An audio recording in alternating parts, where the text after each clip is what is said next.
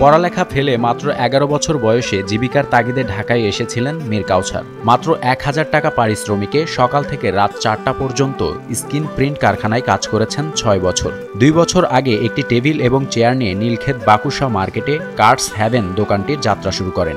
এখন মাসিক তার দাওয়াত কার্ড বিক্রি ৪ থেকে ৫ লাখ টাকা।